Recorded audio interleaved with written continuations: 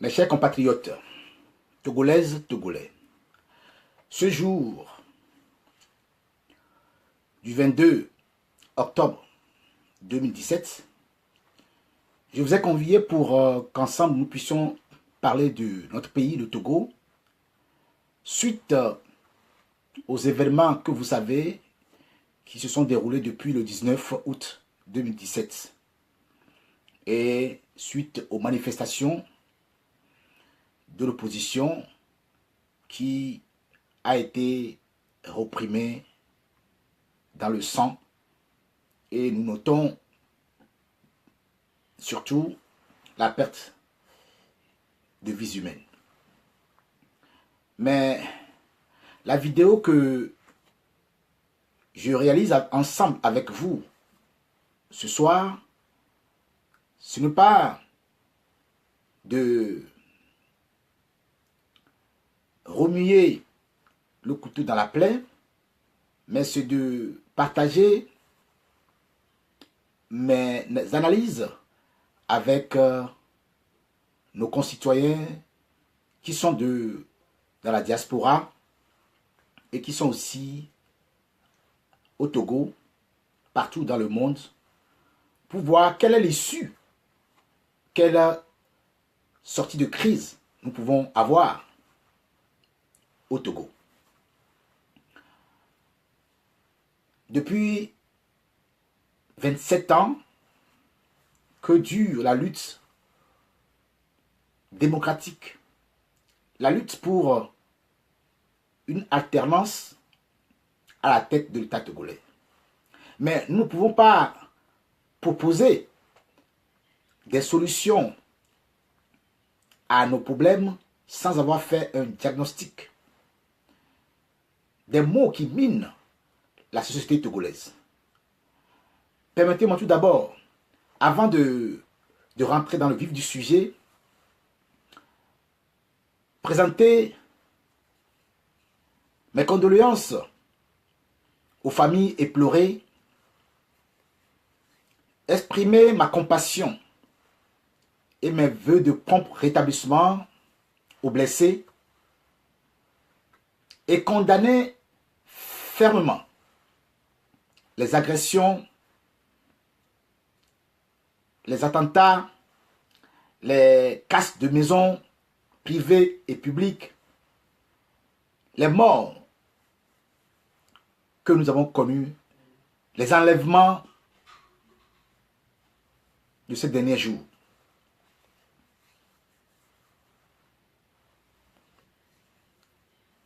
Car cette situation que nous vivons tous, de l'intérieur et de l'extérieur du pays, ne permet pas une cohésion nationale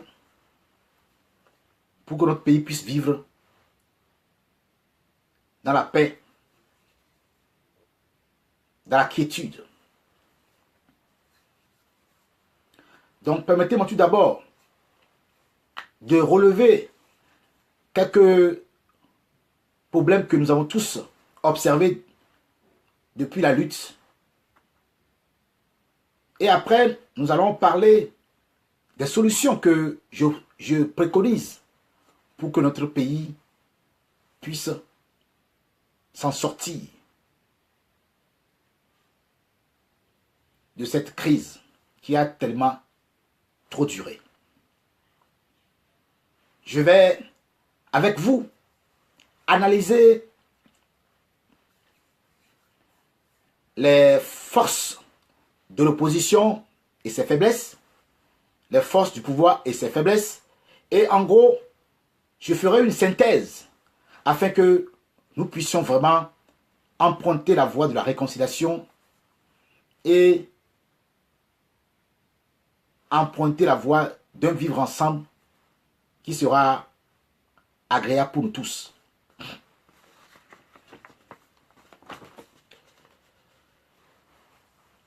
Notre pays, le Togo,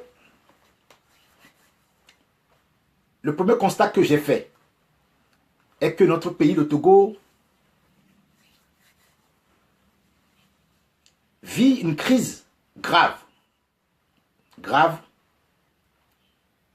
qui mine le Togo et qui mine la classe politique tout entière.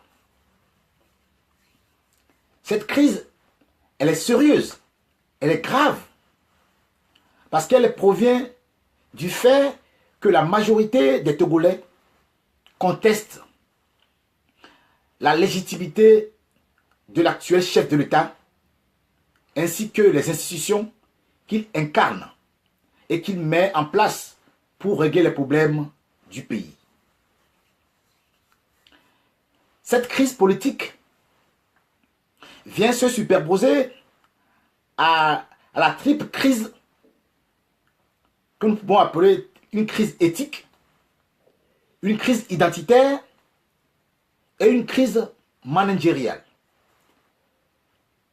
C'est comment diriger les hommes à la tête de notre nation. Dans ce Togo, où la mauvaise gouvernance arbitraire, l'incompétence sont érigées en valeur cardinale de la République afin de prolonger pour des années à venir une gouvernance économique médiocre. Le peuple a pris conscience depuis le 19 août 2017. Le peuple a pris conscience qu'il peut choisir une autre voie, celle de la vérité, celle de la justice, celle de l'alternance. Et par sa force inébranlable et sa détermination, le peuple s'est levé pour réclamer une alternance.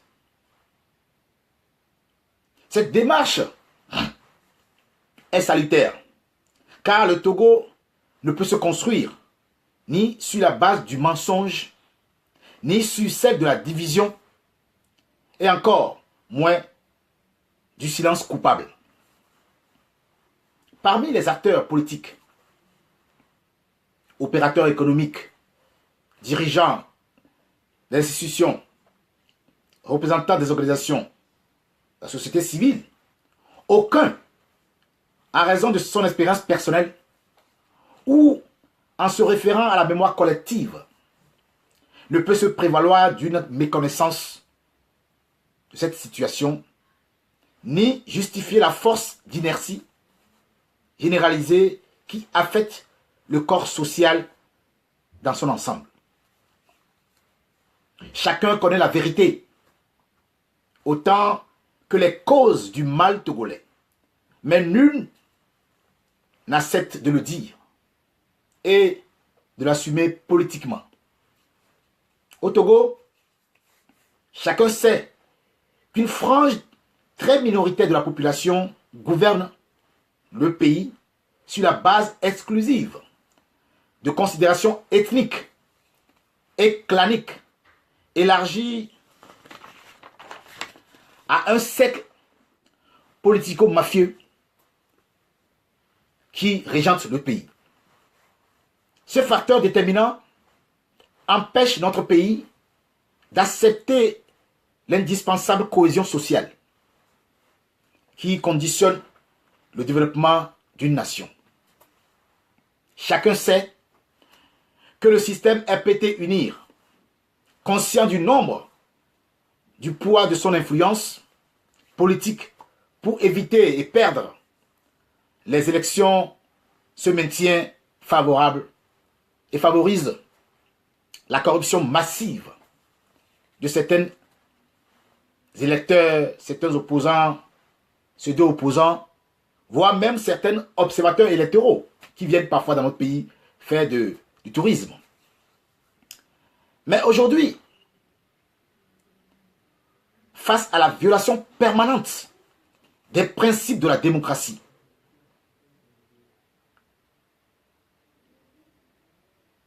face à la gestion patrimoniale et une mentalité de rentier qui conduisent à piller le pays, le peuple ne peut plus supporter cet affront.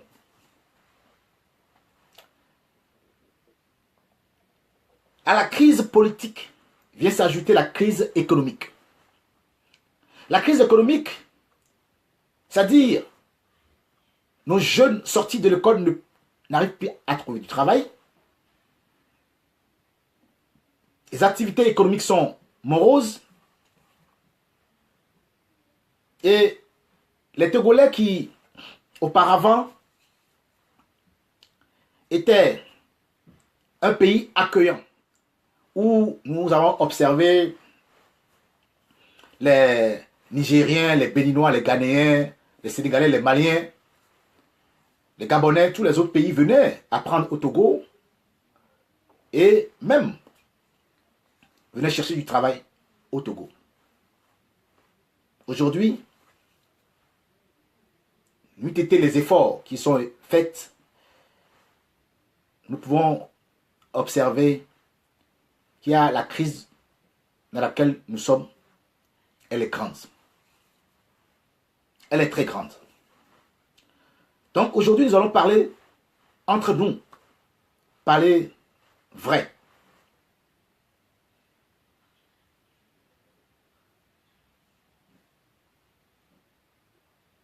Les dysfonctionnements récurrents au sein de tout l'appareil de l'État, l'absence de séparation des pouvoirs, caractérisent la gestion opaque du régime.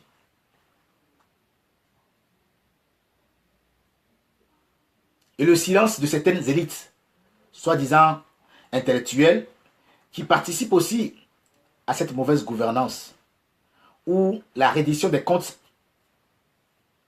n'existe pas, où le détournement des deniers publics et des fausses factures sont érigés en mode de gouvernement, le peuple ne peut plus accepter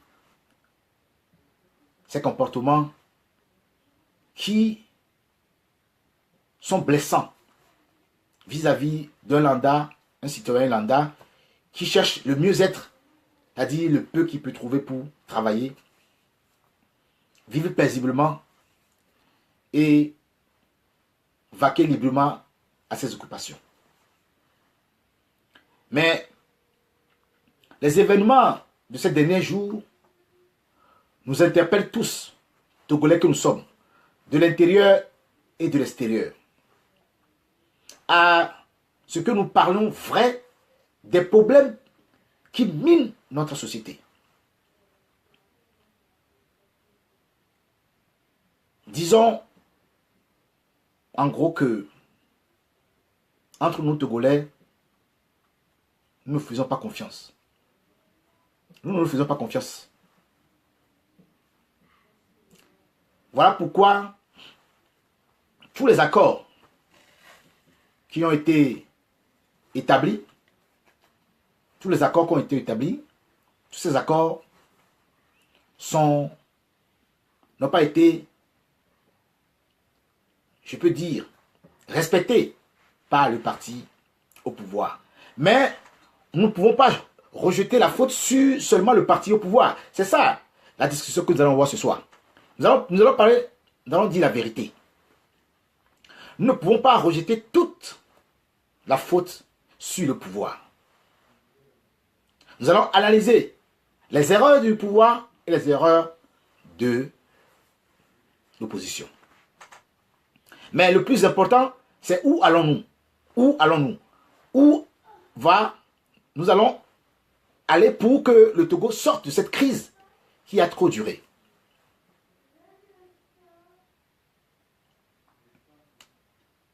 Nous avons observé que ces derniers temps, les marches de la population ont été reprimées dans le sang. Les militaires sont rentrés dans la maison de nos concitoyens, tabassé nos vieilles, nos mamans, nos papas, tuer même des enfants, bastonner tout ce qui passe, tout ce qui bouge. Nous avons vu qu'au même moment, des militaires ont été aussi tabassés et 2 tués. Nous ne pourrons pas accepter cette situation. Parce que un Togolais tué, c'est le Togo qui saigne. Donc, toute personne qui perd sa vie au Togo doit toucher chacun d'entre nous.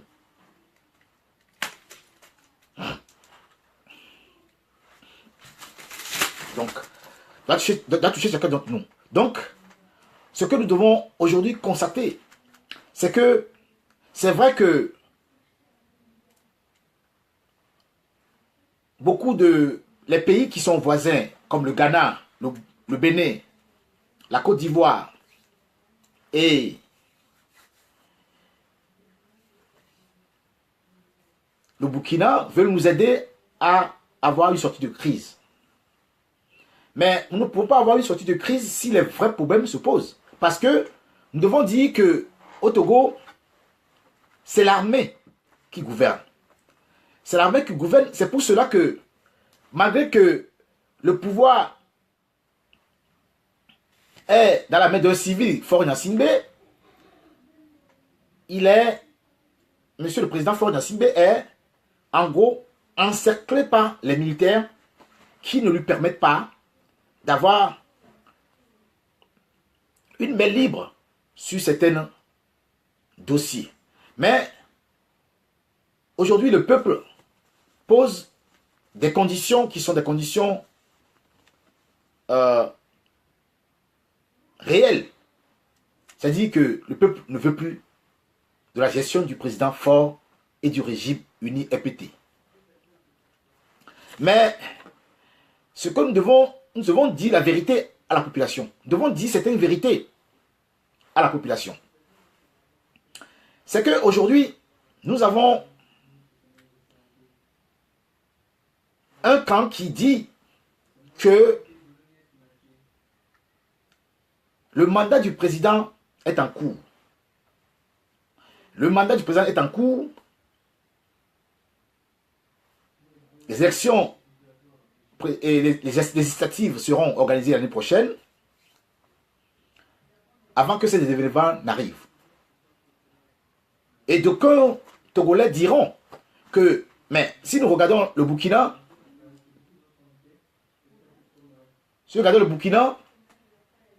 Blaise est parti parce que le peuple est déterminé.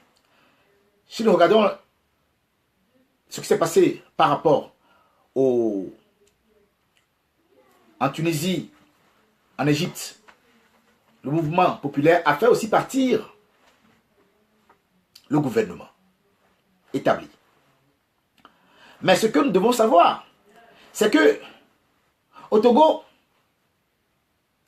l'armée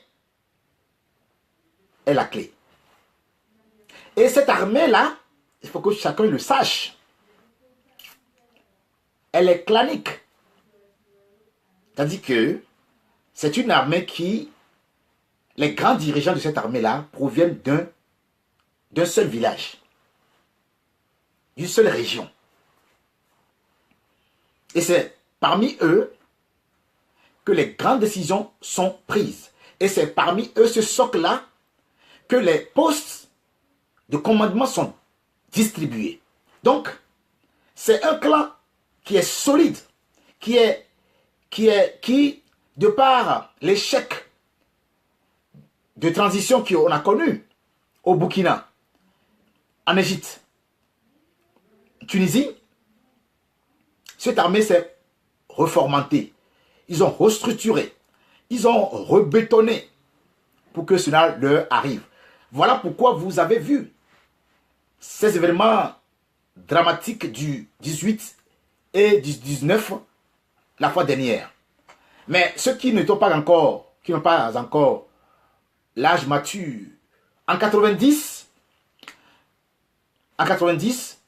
ce même système est déjà utilisé. Je me rappelle quand j'étais étudiant, lycéen, à l'époque, au lycée technique d'Atis de Gomé, nous avons eu certaines personnes d'accord, qui ont distribué des coupes-coupes, des roues. Ceux qui étaient à l'âge de combien 90 peuvent vous témoigner. Donc, ils ont distribué des roues et des coupes-coupes pour tuer, couper les lycéens, d'autres lycéens qui voulaient la démocratie. Et à l'époque, il y avait un proviseur qui était proviseur là-bas, qui s'appelait Koutakou Bataba. Ceux qui avaient les images peuvent se rappeler. Donc cette méthode-là est encore aussi déployée à le 25 janvier 1993 à Frojadin, où on a fait venir les miliciens. Il y avait une grande marche qui était au Togo à l'époque, suite à la venue du ministère des Affaires sociales ou des Affaires étrangères, je ne sais plus, de la France, que Yadema a invité à Kara. Et du coup, la marche qui devait être organisée à Frojadin a été interdite par les milices qui étaient armés, qui avaient tiré dans la foule déjà. Il y avait beaucoup de morts. Et je me rappelle bien ceux qui peuvent avoir ce souvenir, doivent savoir qu'il y a beaucoup de morts. Et la nuit même, ils ont cassé des maisons aux alentours de Sifao. Ils ont cassé, ils ont volé des trucs dans les magasins. C'était ça qui s'est passé. Donc, vous voyez, la méthode ne change pas. C'est quand le pouvoir sait que ils perdent la main, qu'il injecte dans la société les milices qui ne sont que des partisans, des militants du pouvoir. Donc, rappelez-vous aussi, à l'époque, au Togo, il y avait eu aussi, à l'époque, le taxi de la mort. Ceux qui avaient la mémoire, je vous rappelle qu'il y a eu au Togo aussi le taxi de la mort. Si je fais ce rappel-là, c'est pour vous dire quoi? C'est pour vous dire que c'est la méthode. C'est la méthode qui n'est pas aujourd'hui, à l'heure actuelle, là où nous sommes, la méthode de milice, comme ça s'est produit au Burundi. De grâce, il faut que nos dirigeants puissent hausser le niveau et arrêter ce genre de pratiques. C'est pour cela que je fais cette vidéo pour qu'ensemble nous partagions certaines vérités. Cette vérité, c'est comment trouver les voies et moyens pour que notre pays puisse s'en sortir. Parce que on dit souvent que quelqu'un qui a la plaie sur lui, qui a une douleur sur lui, c'est la personne qui souffre, ce n'est pas l'autre. L'autre peut prodiguer des conseils, mais la personne qui souffre est la personne qui a la plaie sur lui. Dans notre proverbe au Togo. Donc, il faut que le Togolais nouveau que nous sommes, nous qui sommes à l'étranger et qui sommes à l'étranger, je sais qu'il y a beaucoup de personnes comme moi qui ont proposé des sorties de crise, qui ont proposé des voies de sortie de crise, comme l'a fait notre père, notre grand-père, Albert Trevodier du Bénin, comme l'a suggéré Alassane Ouattara de la Côte d'Ivoire. Certaines sorties de crise que proposent les pays voisins, je crois que nous, Togolais, nous sommes les premiers qui sont concernés. Donc, nous sommes les premiers à faire des propositions. Et des propositions ont été faites, je me rappelle bien, en 2010, par la CVU, Coordination de la vérité des urnes. Les propositions ont été faites par beaucoup de Togolais qui sont épris de paix, qui veulent que notre pays change. Mais aujourd'hui,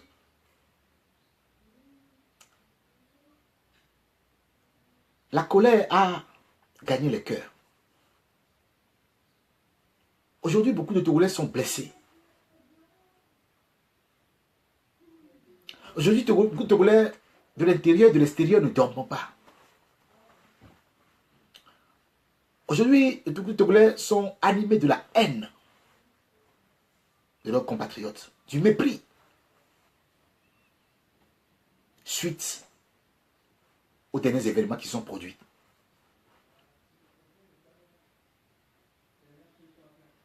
Donc pour vous proposer mes solutions, je vais d'abord vous faire des confidences. Des confidences qui sont importantes pour la sortie de cette crise. J'ai la chance d'avoir des amis qui sont dans le pouvoir, qui sont dans l'opposition. J'ai la chance de discuter avec beaucoup de certains militaires haut gradés. Et donc, je vais vous dire, et la souffrance des militaires, et la souffrance de la population, et la souffrance des partis politiques, et la souffrance des partis, des sociétés civiles. Et après ce diagnostic-là, je vous donnerai ma vision, ce que je propose pour notre nation, ce que je pense qu'on peut faire au Togo pour que le pays puisse sortir de cette crise. Je vais vous parler de l'armée togolaise. L'armée togolaise, nous savons tous que il y a un clan qui dirige. Ce clan a amassé beaucoup d'argent. Ce clan a la même mise sur les sociétés d'État, sur les sociétés d'extraction minière plutôt. Ce clan a la même mise sur beaucoup de choses au Togo. Et certains partis aussi de l'armée souffrent. En 2014, faisant la rencontre d'un militaire, non, c'était en 2014, oui, quand je suis rentré au Togo pour aller enterrer ma mère, au même moment que le corps de ma mère sortait de la morgue, il y avait un jeune militaire togolais qui est mort. Qui est mort à l'extérieur, je crois qu'il est mort au Mali, en mission. Et à côté de moi, il y a une dame qui est assise et qui racontait la colère qui l'anime. Et je crois partager cette colère avec tous les militaires. Mes chers compatriotes, sachez aussi que les militaires souffrent. Ils sont mal payés. On les vole. Ceux qui vont en mission en Côte d'Ivoire, au Mali, dans les autres pays, on ne leur paye pas ce qu'on devait leur payer. Ils n'ont pas le droit de réclamer ce qu'on leur doit. Et ils sont privés d'informations. Je dis bien privés d'informations. Au même moment, il y a un certain cadre, niveau de vie que mènent les généraux, certains colonels, certains capitaines qui sont dans le système de magouille. Une vie de pacha, de voitures, de maisons. Et cette souffrance, elle est là, elle est accrue. Au même moment, ceux qui ont l'argent et ces pouvoirs d'État, c'est eux qui détiennent les armes. C'est eux qui financent les milices. Écoutez-moi bien. C'est eux qui détiennent les armes. C'est eux qui financent les milices. Donc, si je vous brosse le problème des militaires, parce que je vais venir après, dans ma solution, j'ai des choses à vous proposer. Donc, c'est très important que vous écoutez ce que je dis à ce niveau-là. Donc, nos frères militaires aussi souffrent comme nous. Maintenant, comment faire pour que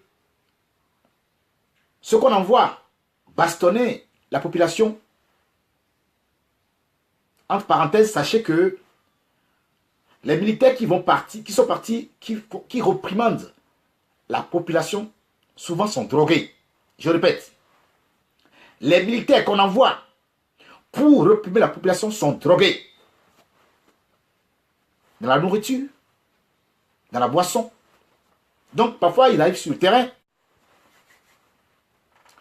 Donc, ce que je vais vous faire comprendre, c'est que il va falloir que le peuple togolais que nous sommes, nous faisons un effort de compréhension mutuelle vis-à-vis de nos militaires, vis-à-vis des militaires qui souffrent. Vous les voyez parfois, les policiers qui sont sur nos routes, dans la souffrance, et chaque fois, ils demandent de l'argent, parce que, on peut dire, les gens disent qu'ils exploitent, c'est vrai, mais je sais aussi que sans cela, ils ne peuvent pas vivre. Mais c'est comme, c'est organisé, donc on ne peut pas, à ce niveau-là, les accuser. Le plus important, c'est que comment nous allons faire pour sortir de cette crise, sortir de cette souffrance des policiers, des militaires, des gendarmes, qui, vous savez, parfois, ils ne dorment pas, ils travaillent tous les jours, 24 sur 24, mais on ne le paye même pas. On les appelle la nuit pour venir faire des réprimandes. Leur planning n'est pas cohérent. Leur vie de couple, désastre. Il y a beaucoup de souffrance, mais comme c'est un groupuscule qui détient les armes, alors c'est vrai que c'est eux qui ont le monopole de la violence et que c'est eux qui mènent le pays. Au même moment, nous avons nos élites. Nous avons nos élites qui aussi collaborent avec le régime, mais la plupart des cas, ils participent à piller le pays. Comment? Vous savez, quand les gens sont nommés au poste en Afrique, surtout au Togo, la priorité première des nominés, c'est comment je vais faire pour avoir une maison, une construction, une belle maison. Voilà, comment je vais avoir pour aussi garnir mon coffre, garnir ma vie, garnir, sécuriser ma famille. Ils ne viennent pas avec des idées de construction pour le pays. Ils sont là pour comment je vais faire pour, dans les années qu'on m'a nommé, que je puisse avoir rapidement une maison, des voitures, voilà, avoir une société. Voilà ce qu'ils font. Et placer mes cousins, mes frères, mes soeurs. Donc, le clientélisme, pas la corruption. C'est ça qui mine notre pays. Et surtout, la corruption qui est favorisée dans tous les domaines. Dans l'administration, mais pour établir un acte de naissance, il faut être corrompu. Carte d'identité, il faut être corrompu. Tous les domaines. Vous ne pouvez pas aller faire quelque chose au Togo actuellement sans que vous ne participez à donner un peu d'argent aux administrés. Ceux qui travaillent là-bas.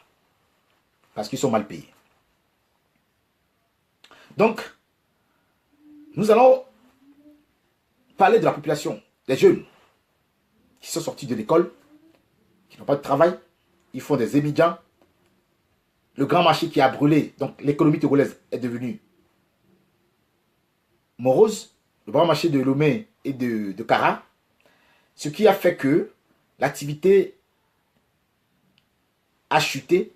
Le port autonome de Lomé ne reçoit plus l'afflux qu'il devait avoir pour une économie saine, mais aussi la gestion du port de Lomé n'est pas une gestion qui est claire. C'est pour cela que le peuple s'est soulevé pour dire non, non, je veux changement. Je veux changement parce que depuis 38 ans du père et 12 ans du fils, je ne vois pas de changement. Mais si nous devons être honnêtes, je suis venu à Lomé, j'ai vu, il y a eu un peu de constructions qui ont été faites par rapport aux routes, mais c'est pas fini. On peut mieux faire. Donc, ils ont fait. Il ne faut pas les nier. Et l'aéroport, oui, mais tout ça, c'est des crédits que nous devons payer demain. Mais pour que le crédit soit payé, il faut que les concitoyens togolais que nous sommes, qui sont là-bas, soient soignés. Or, voilà l'état de nos hôpitaux. Voilà l'état de nos de santé qui ne sont pas agréables à voir. La maternité des enfants, c'est un problème. Donc, ce que je veux dire par là, en faisant sous ce constat-là, l'injustice qui est grandie, toutes les affaires qui sont envoyées à la justice ne sont pas traitées, les gens sont arrêtés injustement, les étrangers sont devenus rois chez nous à cause de la corruption. Tous ces phénomènes font que le Togolais est sidéré, énervé, en colère, parce qu'un ventre affamé n'a point d'oreille. Mes chers compatriotes,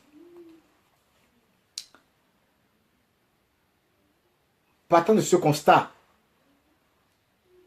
est-ce que par rapport à l'opposition togolaise, l'opposition de notre pays, le Togo, a un problème, et ce problème que l'opposition a, c'est que notre opposition n'a pas de financement. Ça, vous devez le savoir, parce que un parti politique doit avoir un financement. Ce financement lui permet de faire ses activités, de former ses militants, de dérouler son programme pour que le pays soit bien organisé. Et un pouvoir qui n'a pas l'opposition, qui est une opposition qui est forte, constructive, n'évolue pas. Et si nous prenons le cas des pays occidentaux dans lesquels nous vivons, l'opposition est une opposition constructive, mais cette opposition a les moyens de son fonctionnement, c'est-à-dire que les partis politiques sont financés. Ils sont financés et tous les mois, ils ont des activités et ces partis politiques, le financement permet qu'ils rendent compte à l'État de leur activité. C'est-à-dire qu'ils doivent tenir leur assemblée, leur élection, la formation des citoyens, la participation citoyenne dans la vie de la nation. Et ça, au Togo, ça n'existe pas. Donc, il faut aussi dire que nos partis politiques manquent de moyens. De la même manière, depuis 30 ans exactement, depuis 1987, les élections qu'on appelle les élections municipales, les locaux, ne sont pas faites. Donc, nos communes sont gérées comme par des délégations spéciales. C'est quoi une délégation spéciale? Normalement, une délégation spéciale a pour mission de 6 mois renouvelable une seule fois. Voilà. Donc, les délégations spéciales, c'est des gens, des maires qu'on nomme, mais pour une mission à court terme. Mais au Togo, nous avons des délégations spéciales qui durent depuis des années. Ce qui fait que l'État n'a pas une gestion qui est saine, qui est contrôlée, ou la reddition des comptes. C'est-à-dire qu'il faut rendre compte aux citoyens et que les citoyens participent à la gestion de leur localité. Cette situation n'est pas de mise au Togo. Et si vous voyez, toutes les régions et toutes les mairies, c'est les hommes du pouvoir de MPT Uni qui détiennent toutes les localités et toutes les préfectures. Les préfectures, ces derniers temps, on a nommé que tous les préfets sont des colonels qui régentent toutes les préfectures. Et les mairies, c'est tous les membres de UNI qui gèrent les mairies. Et la gestion, je ne veux pas trop m'épiloguer là-dessus, est opaque. Voilà le constat général que nous avons. Mais, comme nous le constatons, à travers la crise qui domine actuellement le pays, je m'excuse.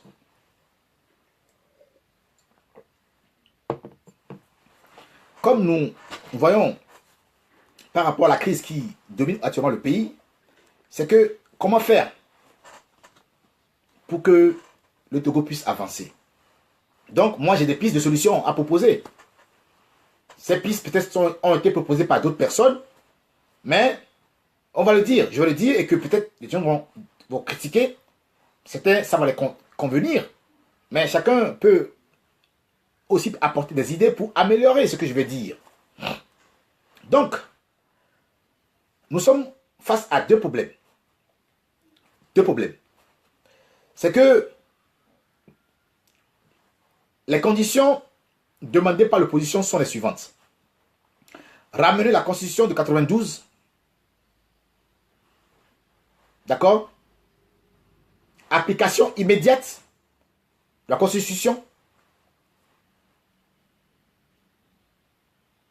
Mais ce que je vais faire comprendre à la population togolaise, qu'ils comprennent bien, c'est que quand on ramène la Constitution, sachant que la Constitution qui est actuellement, qui dirige le Togo actuellement, la Constitution qui a été modifiée en 2002 et en 2005.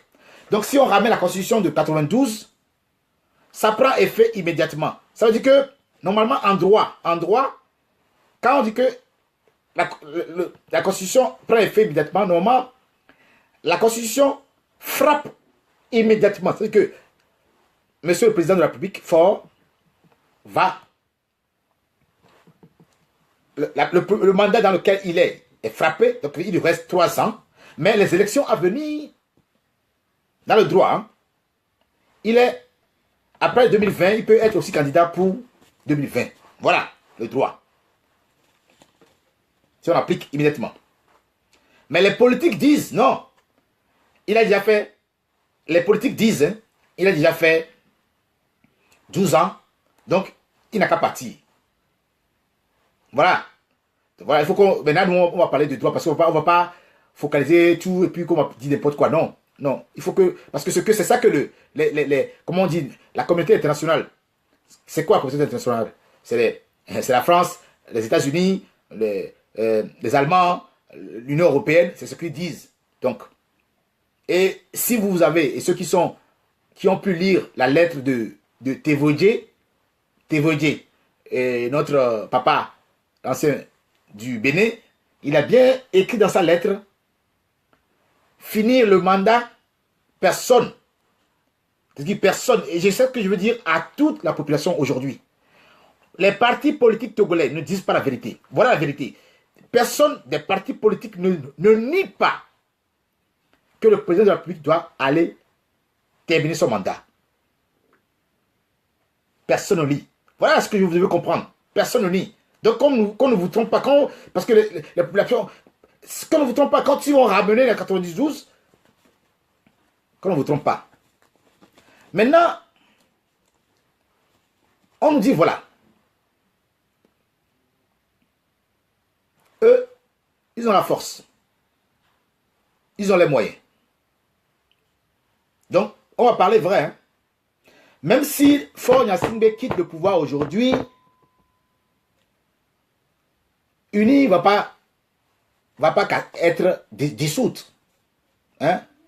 UNI va exister. Donc, si on organise des élections, ils ont les moyens, ils peuvent gagner les élections et gouverner encore. Il faut que les gens comprennent ça. D'accord? Il faut que les gens comprennent ça. Donc, ils peuvent gagner les élections et gouverner encore. C'est ça la question. Maintenant, la question, la population dit non. Comme vous avez tué, comme on a tué du monde, comme on a bastonné nos pères, comme on a tué, nous ne voulons plus de toi. Voilà ce que dit la population togolaise. La population togolaise dit, Faure Gnassingbé, le président de la République, nous ne voulons plus de toi parce que tu nous as bastonné, tu as tué nos enfants, tu as tapé nos papas, nos mamans, tu as tapé tout le monde, nous ne voulons plus de toi, on en a marre, on en a assez. Voilà le problème togolais. Maintenant, quelle est ma vision? Quelle est ma part de vision que je vous propose?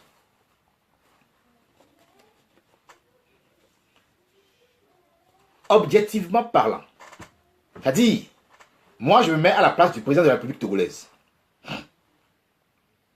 Ce qui fait mal à moi, à tous les compatriotes togolais et tous les Togolais, c'est le fait du mutisme du président de la République. Ça veut dire quoi? Le président ne parle pas. Pire encore, c'est que le président, il a dit qu'il est élu. Hein. D'accord. Le peuple togolais, on est 7 millions. Donc, on ne peut pas me dire aujourd'hui que c'est 7 millions qui sont marchés, qui ont sorti pour marcher. Il faut qu'on va être dans la tête, bien dans la tête et dire la vérité. Donc, il y a une partie du peuple, c'est pour ça qu'on ne peut pas dire peuple. Il y a une partie de la population qui est pour Faure Gnassingbé. Ça, il faut que les gens comprennent ça. On va dire la vérité. Je ne suis pas là pour vous faire. Je suis un Togolais, je veux le bien de mon pays. Il faut que je dise la vérité à mes concitoyens.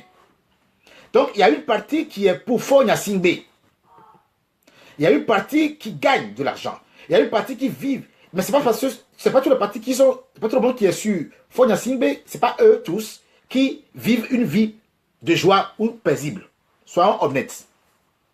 Et il y a une partie qui supporte la population togolaise et la partie d'opposition. Écoutez encore. Et dans la partie d'opposition, il y a aussi une partie qui est neutre. C'est-à-dire il y a une partie qui ne marche pas, qui dit qu'il y a une opposition constructive. C'est-à-dire que lui, cette partie-là, il va voir il travaille avec le président, il fait des propositions, voilà. C'est le parti qui se construit. Eux aussi, ça existe au Togo. Et il y a une partie qu'on peut qualifier de parti Nokia. Les Anglais disent, je m'en fous. Voilà. Je m'en fous, voilà. Il y a une partie qui vit paisiblement sa vie et il dit que il ne participe pas à la politique. C'est ça, le cas togolais. Une partie qui est une partie de la population qui est avec le président Faure Gnassingbé, une partie qui collabore avec lui, une partie qui est neutre, qui s'en fout, qui vit sa vie paisiblement, qui ne fait pas de la politique, et une partie qui supporte l'opposition. Mais le Togo, notre parti, le Togo, est formé par ces 4 parties-là. Ces 4 parties-là. Donc, pour départager les 4 parties, il faut un dialogue. Mais le problème du Togo, c'est que la plupart des dialogues qui ont été effectués, je le dis et je répète, on ne peut pas rejeter la faute sur le gouvernement parce que la plupart des dialogues qui ont été effectués, à cause des calculs politiques, je répète, à cause des calculs politiques de certaines élites togolais, certains opposants, nous sommes arrivés à ce stade.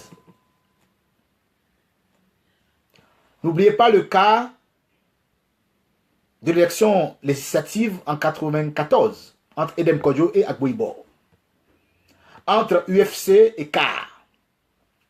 Vous voyez ce que je veux dire? Donc, ce n'est pas seulement le gouvernement qui est fautif. Il y a une part de responsabilité qu'on peut imputer aussi à la partie adverse, l'opposition togolaise. Maintenant, moi, n'étant pas dans un parti politique, un citoyen togolais lambda qui veut apporter une vision et donner une vision pour ma nation, je reconnais que le Togo ne peut pas être géré par une seule personne. Je reconnais qu'il est anormal que le Togo puisse être géré par une famille pendant 50 ans. Je le reconnais.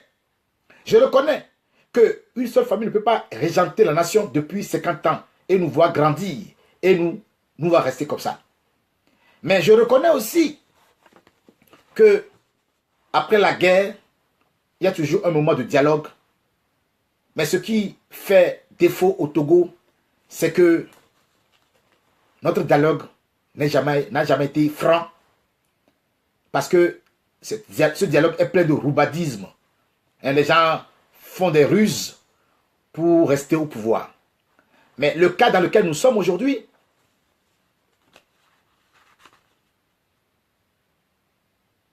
il faut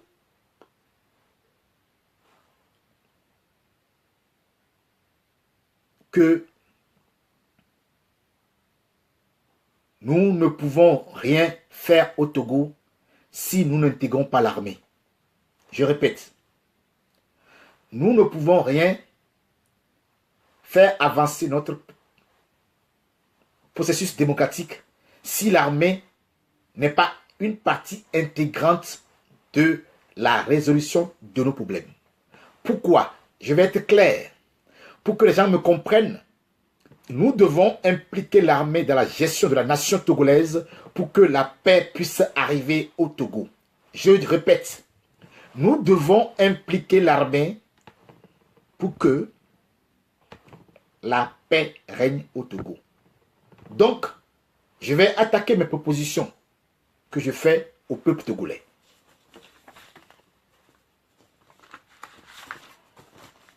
La première proposition que je fais à la population togolaise, elle est simple.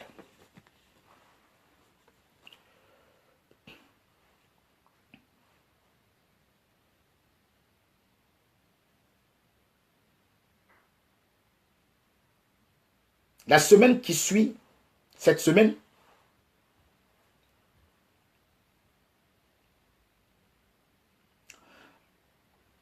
si, je dis bien,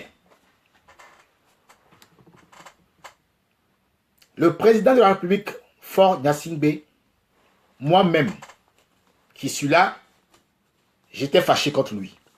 Je suis énervé contre lui. Je suis en colère contre lui. Mais, vous savez, mes chers compatriotes, mes chers amis, parlons vrai.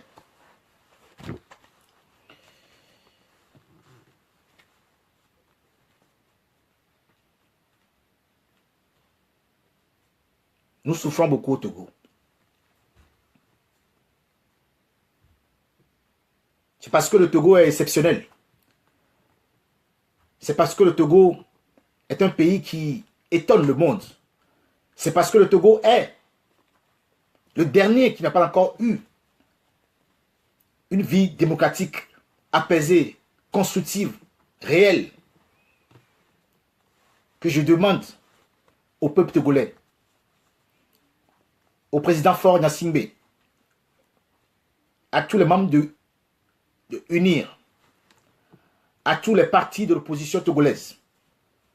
Position qui marche, ceux qui ne marchent pas, ceux qui ne disent rien. Je dis bien l'opposition togolaise en toute sa globalité. Je propose ceci. Premier lieu, que le président de la République,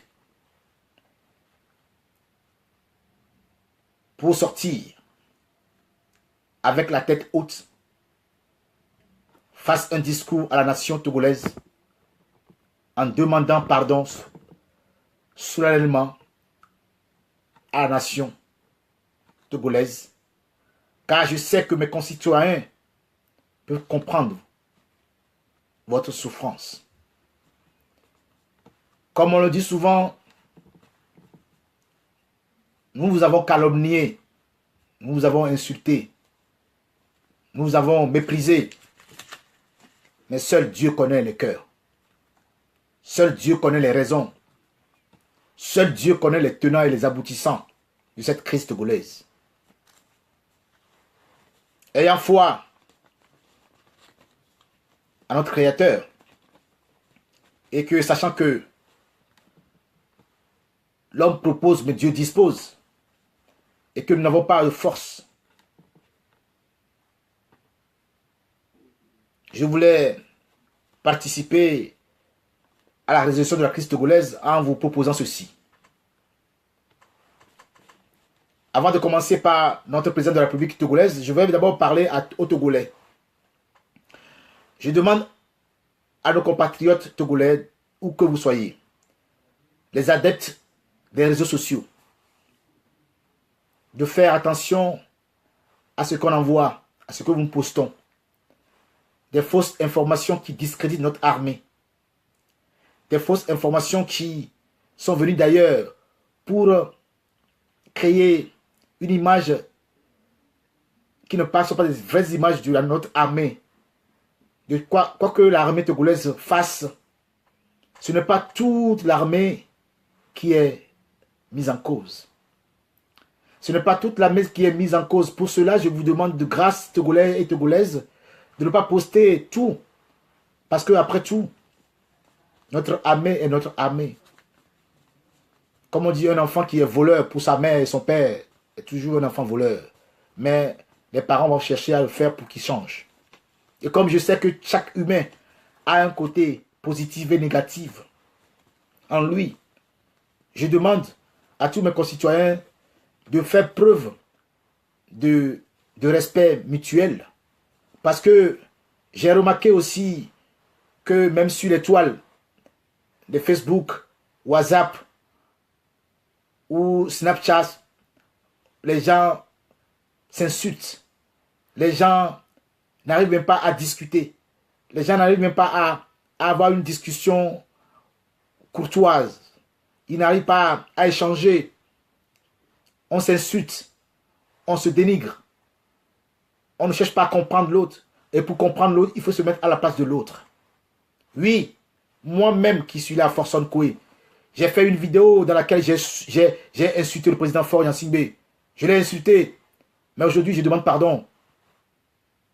Je demande pardon. Pourquoi? Parce que j'ai été en moi-même et j'ai remarqué que diriger, c'est pas facile. Et que les tenants du pouvoir sont ailleurs. J'ai compris. C'est pour cela que je veux parler avec cœur à tous mes concitoyens. Parce que si le Togo est dans une mauvaise passe, nous sommes tous gênés.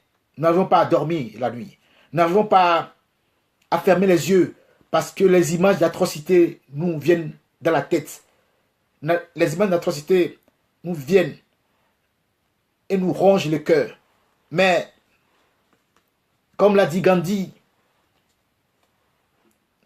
que le Créateur me permet de garder ma dignité, de dire les choses quand ces choses sont mal faites. Aujourd'hui, je crie et je dis ma désolation. Et je dis au président Faure Gnassingbé que tu peux faire autrement. Que tu peux sortir plus grand de cette lutte. Tu peux sortir plus honorable que tu ne le crois. Mais tu dépends de toi. Tu dépends de toi. Parce que je sais que mon peuple, notre peuple togolais, a un cœur plein d'amour. Un cœur plein d'amour pour ses enfants. Et que comme vous êtes aussi des enfants du Togo, comme aujourd'hui ceux qui brimadent les militaires, ceux qui brimadent les concitoyens, les civils, les vieux, eux aussi, disons, maintenant regardons vers l'avenir. Qu'est-ce que nous pouvons faire pour notre nation? Qu'est-ce que nous pouvons faire pour le Togo pour qu'il devienne l'or de l'humanité? Nous sommes capables, nous pouvons le faire. Nous avons l'intelligence, nous avons beaucoup d'intellectuels qui peuvent nous aider à construire ce Togo ensemble. Mais nous devons faire taire nos égos. Je dis bien faire taire nos égos. Que ceux qui ont dérobé, que ceux qui ont volé, ramènent pour aider la nation. Mais toi, notre président, notre père, notre chef d'État, il est difficile pour moi que tu ne parles pas. Parce que parmi la population, il y a certains qui ont choisi de voter pour toi. Il y a certains qui ne t'ont pas choisi pour voter pour toi. Mais ta faute, c'est le nom que tu portes. Gnassingbé. Mais moi-même, je suis venu au Togo. On ne peut pas dire que quand il a pris le pouvoir, rien n'a été fait d'une manière positive. Moi, Koué Forson, je vous dis, c'est faux. Il y a des choses qui sont positives que tu as fait, monsieur le président Faure Gnassingbé. Maintenant, ce que je vous demande, parce que vous ne m'avez pas écouté, monsieur Faure Gnassingbé. Vous ne m'avez pas écouté. Je suis venu en 2016. J'ai fait et j'ai dit, je vous ai demandé d'appeler votre opposition, de faire une table ronde et de prendre une nouvelle résolution. Et je vous ai même dit que j'évoquais à l'époque l'apprentissage coopératif. Parce que celui qui a connu l'échec peut réussir. Mais c'est en l'aidant qu'il va réussir. Nous ne pouvons pas vous accabler parce que vous avez fait des choses bien pour le Togo. Si tout n'est pas visible, mais on dit souvent c'est l'absence qu'on voit l'importance de la personne.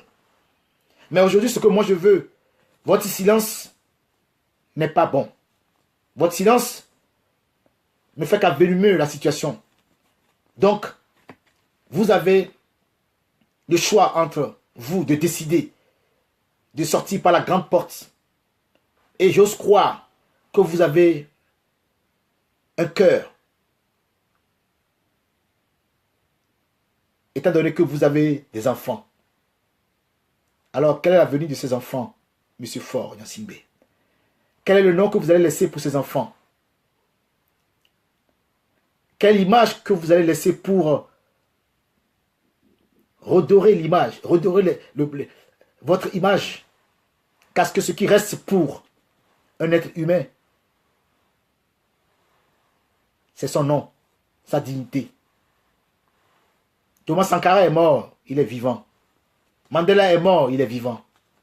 Voulez-vous être le Mandela du Togo? La question vous appartient, Monsieur le Président. Voilà ma proposition que je vous apporte. À vous de le voir et de le choisir.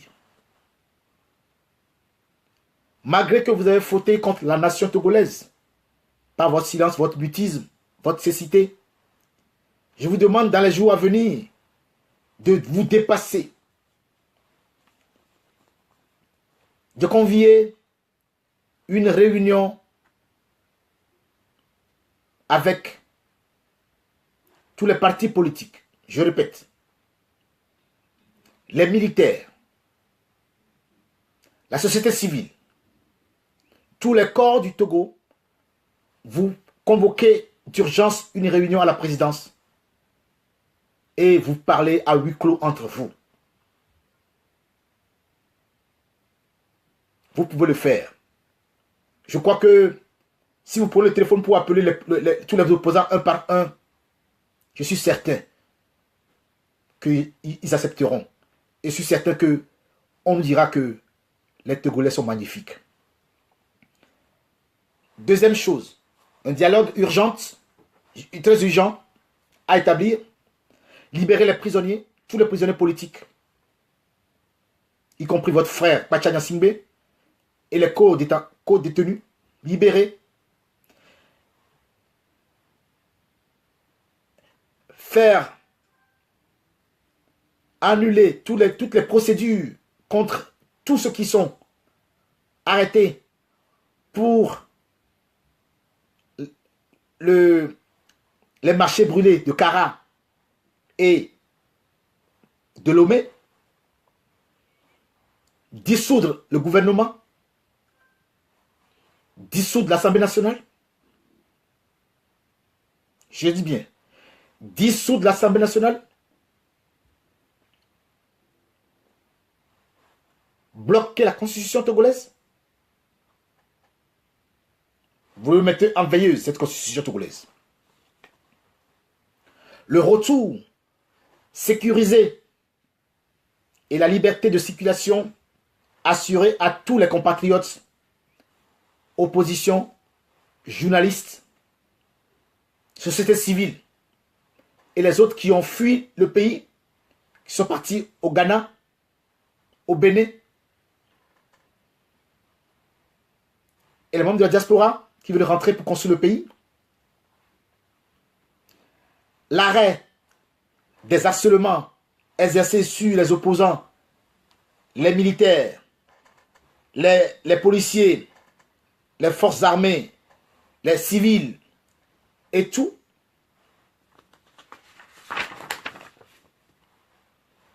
Un gouvernement d'union nationale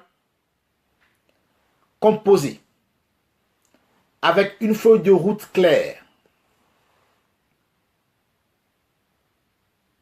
pour une transition de 3 ans. Je répète, un gouvernement d'union nationale composé de l'armée, des hommes compétents de l'armée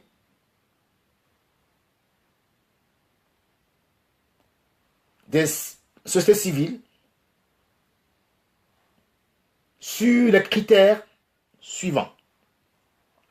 Une équipe choisie sur les critères éthiques de compétences qui sera dirigée par une personnalité qui obtiendra le consensus de tous les protagonistes de la crise togolaise. Je répète, une équipe avec une feuille de route, équipe choisie sur les critères d'éthique, de compétences, et sera dirigée par une personnalité qui obtiendra le consensus de tous les protagonistes de la crise togolaise. Une mission du gouvernement sera établie sur 3 ans. Les élections législatives et communales seront repoussées. Il faut refaire avec une assemblée constituante une synthèse entre la constitution de 92 et la constitution élaborée par UNIR, la fusion de 2 constitutions pour établir une nouvelle constitution pour le Togo qu'on soumettra après avoir établi un recensement pour le pays, un recensement de la diaspora togolaise dans tous les pays. C'est pour cela que je dis une transition de 3 ans. Créer un centre de réflexion de la diaspora togolaise. C'est-à-dire, ce centre de réflexion de la diaspora togolaise est pour l'apport de la diaspora au niveau financier, à tous les niveaux donnés, santé, culture, tout, créer cette vision-là. Réorientation de l'économie togolaise vers une économie de proximité. Réorientation des programmes de formation et des métiers vers l'entrepreneuriat et de la sécurité alimentaire. Pourquoi? Les Togolais ne mangent pas bien. Et ils ne se soignent pas bien. Revaloriser le système de sécurité sanitaire, la santé, et assurer l'assurance vieillesse de nos mamans et de nos papas.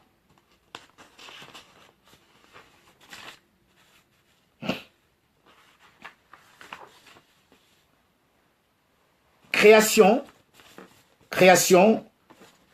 d'une commission ou cellule de réflexion sur comment recréer la confiance mutuelle entre Togolais et l'engagement des citoyens togolais, qu'on peut appeler démocratie d'appropriation. Rapport gouvernant et gouverné, lisibilité du programme, responsabilité des tenants, des acteurs,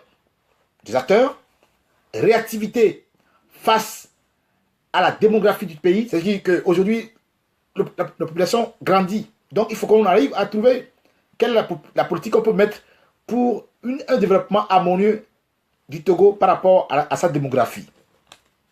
Permettre à chaque Togolais de réaliser pleinement ses aspirations. Et enfin, écrire, je dis bien écrire avec un collègue d'experts togolais, un programme national unique. Le PNU, un programme national unique. Ce programme sera basé sur 2 choses. Quelle politique faut-il aux travailleurs, à l'ensemble de la population laborieuse du Togo, dont l'objectif majeur soit de permettre aux travailleurs manuels et intellectuels, salariés ou non salariés, à la ville ou au village, c'est-à-dire l'immense majorité des Togolais, de vivre mieux. De vivre mieux. Cela suppose la réalisation d'une série de mesures sociales d'urgence. Mesures sociales d'urgence à prendre dans l'immédiat avec le gouvernement d'union nationale. L'élévation du pouvoir d'achat, l'amélioration des conditions de travail, la sécurité de l'emploi, l'extension de la protection sociale.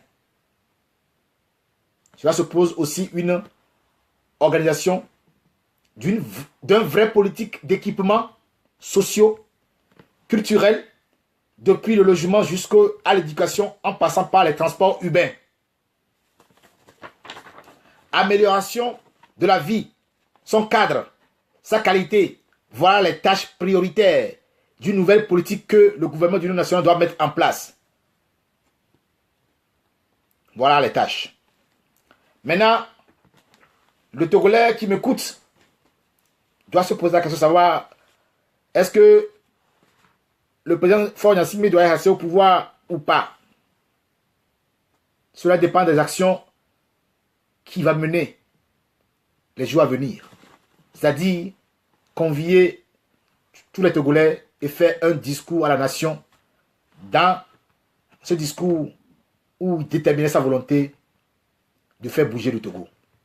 Parce que autour de lui se trouvent des faux, des manipulateurs, des menteurs, des gens qui l'induisent en erreur, des guerriers, des gens qui veulent foutre le Togo dans une désolation, dans une guerre civile. Ce que je ne crois pas que ça pourra arriver au Togo, parce que le Togo est un pays béni.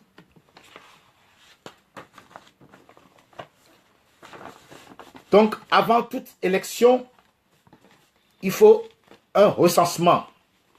Il faut une refondation de l'armée togolaise en une armée républicaine. C'est pour cela que je dis que dans le processus que nous allons engager, l'armée doit participer à toutes les discussions. L'armée doit participer à toutes les discussions pour garantir sa non-émission,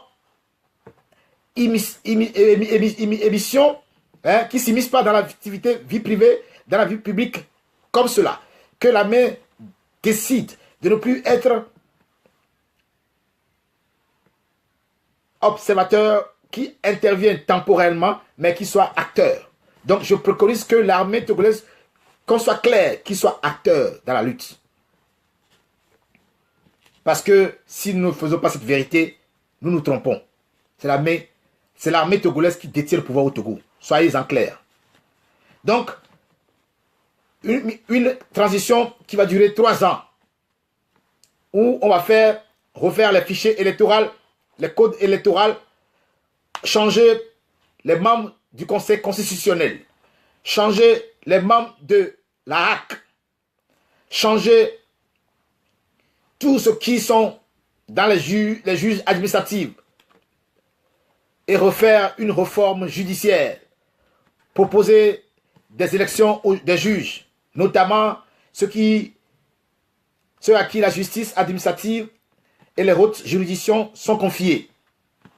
La réforme en profondeur du système judiciaire doit être poursuivie et achevée par son informatisation complète.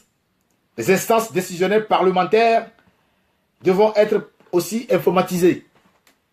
Et surtout, l'état civil togolais doit être informatisé afin que la carte d'identité nationale soit la carte de vote.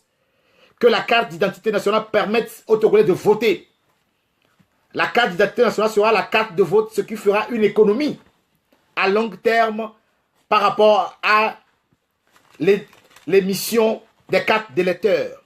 Donc, il faut informatiser dans les 3 années à venir l'état civil togolais afin que les cartes d'identité permettent de voter à l'intérieur ou à l'extérieur. Et que la faisabilité de ces cartes d'identité ayant été informatisée puisse être délocalisée pour que dans toutes les préfectures, on puisse établir les cartes d'identité, les naissances d'une manière informatisée dans nos contrées les plus reculées. Excusez-moi. Voilà les propositions que je suggère à la population togolaise. Maintenant, pour conclure, permettez-moi, mes chers compatriotes togolais, vous qui avez eu la chance de m'écouter, de partager cette vision avec moi. Le pardon est une force. L'injustice ne peut pas être toléré au Togo. Les brimades ne peuvent pas être tolérées. Et aujourd'hui, l'information circule très rapidement. Donc, un gouvernant, c'est-à-dire les gouvernements, les présidents de la République, les premiers ministres, tous les ministres, les sociétés d'État, toutes les personnalités les plus reconnues ne peuvent pas se taire pour même une seconde parce que l'information circule très rapidement. Voilà pourquoi, Monsieur le Président, vous avez tort de ne pas vous exprimer. Parce que l'information circule rapidement. Donc, il faut remédier rapidement à ce problème-là. Mon message personnel pour le Togo, le voici. Permettez-moi de vous le lire, s'il vous plaît. Quand le pays se trouve à ce point contrarié dans ses aspirations, un manque de volonté, une sortie de faiblesse se répand dans l'esprit public. La nation devient malheureuse. Rien n'est donc plus urgent que de faire le travail de rappel de ce que nous sommes. Au plus profond de nous-mêmes, pour nous réconcilier avec nous-mêmes et avec notre vocation. Pour agir, il y a d'abord une question de méthode, de démocratie et de méthode de gouvernement. Moi, Kweforson, je ne crois pas aux décisions brutales. C'est-à-dire, je ne crois pas. C'est pour cela que je demanderai à chaque Togolais de réfléchir. Si nous voulons avoir une paix durable au Togo, nous ne devons pas exclure ni les membres de UNIR, ni le président Faure Gnassingbé. Faure Gnassingbé a aussi la clé de la solution togolaise. Donc nous ne pouvons pas le mettre en aparté. Et aussi ceux qui votent pour lui, exactement. Donc c'est ensemble que nous puissions trouver des voies et moyens avec la paix du cœur, avec la maîtrise de nos émotions, pour trouver un Togo que nous aimons tant, et que nous tous nous souffrons pour ce Togo-là, et que nous tous nous savons que nous pouvons faire quelque chose de meilleur pour que le Togo puisse aller loin. Le Togolais, il est intelligent. Le Togolais est plein d'amour. Le Togolais est bosseur. Si nous nous mettons ensemble dans la paix et nous décidons ensemble, je vous garantis que les 3 années, nous pouvons faire des miracles. Que le peuple, que le monde verra que ce pays est un pays qui est extraordinaire. Donc, je disais que pour agir, il y a une question de méthode, une question de démocratie et de méthode de gouvernement. Je ne crois pas aux décisions brutales. Je ne crois pas qu'on chamboule un pays de fond en comble. Il faut entraîner un pays, lui faire partager les grands choix. Et pour l'entraîner, il faut le rassurer et le convaincre. C'est avec un peuple qu'on gouverne.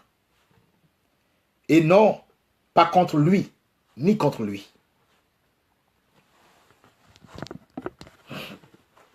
Ni contre lui. En tout cas, cela est devenu une loi au temps de l'information continue et Internet. Pour entraîner, faut-il partager un diagnostic, ce qui ne va pas dans le pays. Et avoir une feuille de route, ce que je vous ai dit tout à l'heure. L'énergie ne pourra se retrouver que dans un climat nouveau de confiance entre Togolais. Confiance au terrain, confiance aux acteurs, confiance aux individus, en entreprise et en association. Pour le Togo, il y a un gisement d'énergie où il retrouvera son rayonnement. Pour ce qui concerne notre responsabilité à tous et à toutes, notre courage pour le Togo. Je vous en prie, je vous en supplie, mes chers concitoyens, de l'intérieur et de l'extérieur du Togo. Je vous en supplie, les gouvernants. Je vous en supplie, monsieur le président Faure Gnassingbé. Apprenons à écouter l'autre pour nous informer. Mais au même moment, faisons appel à notre esprit critique. Essayons de tout analyser, de démêler le vrai du faux et de déterminer en quoi les discours peuvent proposer ou non des solutions réalistes à l'ensemble des problèmes auxquels notre pays est confronté. Le temps est bienvenu de l'action citoyenne et de la refondation morale, spirituelle, politique et socio-économique du Togo. Monsieur le Président Faure Gnassingbé. À tous mes compatriotes, aux militaires, aux milices, à tous les Togolais du nord au sud, de l'est à l'ouest, à tous les Togolais de l'intérieur et de la diaspora, avant de poser un acte, essayons par exemple, d'envisager la réaction de nos amis ou nos interlocuteurs, surtout quand ceux-ci ne sont pas de la même sensibilité que nous. Dans ce sens, ne perdons pas de vue que toute action délibérée de provocation et de violence en appelle d'autres. De même nature, d'amplitude parfois et même souvent plus grande, et déclenche une logique infernale de destruction avec tout le cortège de souffrance, de rancœur que l'on peut aisément imaginer. C'est ce que nous avons vécu le 18, le 19 et les jours, ces derniers jours au Togo. Plus jamais ça. Plus jamais ça, mon cher président Faure Gnassingbé. Plus jamais ça, mais c'est opposition. Comprenez-moi. Pour chacun d'entre nous, le Togo est cher. Parce que je sais que nous tous, nos entrailles bouillonnent, nos cœurs saignent. Mais nous devons donc être plus responsables. Plus responsables et plus courageux, chers compatriotes. Afin que dans une communion de pensée et dans un même élan patriotique, nous puissions mettre en commun nos forces, nos compétences, et pour que le Togo de demain soit meilleur et prospère. Que Dieu bénisse le Togo. Je suis certain et convaincu que les jours qui arrivent, le président Faure Gnassingbé sortira de son silence pour apaiser la nation et que le Togo puisse avoir une vie nouvelle. Que Dieu bénisse le Togo. Je vous remercie.